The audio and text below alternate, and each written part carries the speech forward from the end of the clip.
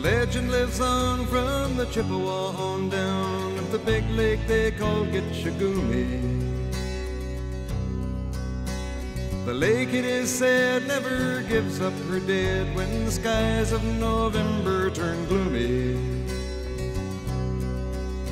With a load of iron ore, 26,000 tons more than the Edmund Fitzgerald weighed empty. That good ship and true was a bone to be chewed when the gales of November came early.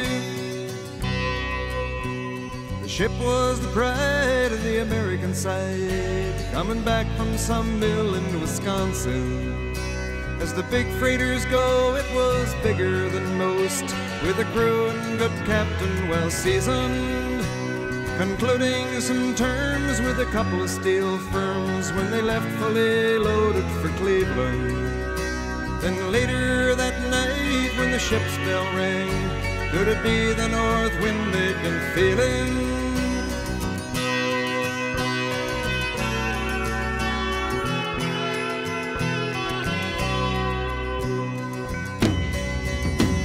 The wind in the wires made a tattletale sound, and the wave broke over the railing. And every man knew, as the captain did too, 'twas the witch of November come stealing.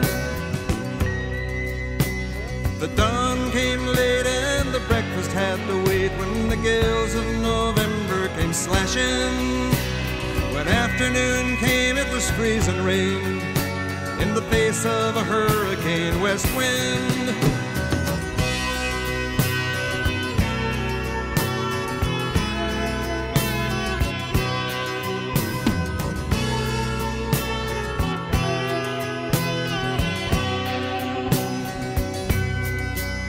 When supper time came, the old cook came on deck saying, "Fellas, it's too rough to feed you."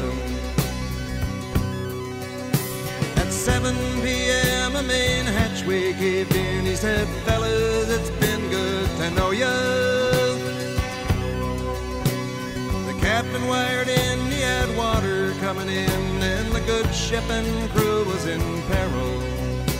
And later that night, when his lights went out of sight, came the wreck of the Edmund Fitzgerald.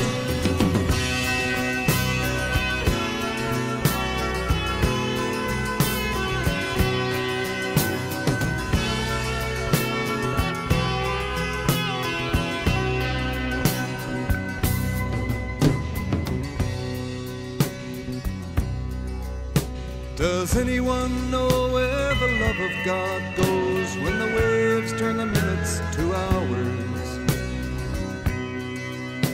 The searchers all say they'd have made Whitefish Bay if they'd put 15 more miles behind her.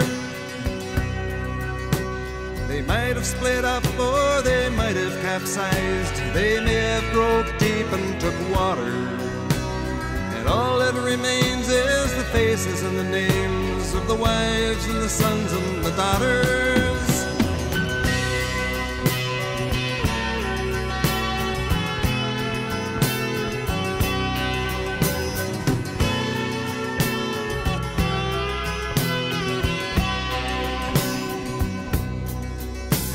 Lake Huron rolls, Superior sings in the rooms of her ice-water mansion.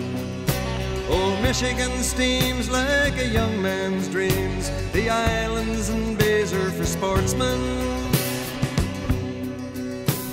And farther below, Lake Ontario takes in what Lake Erie can send her. The iron boats go, as the mariners all know, with the gales of November remembered.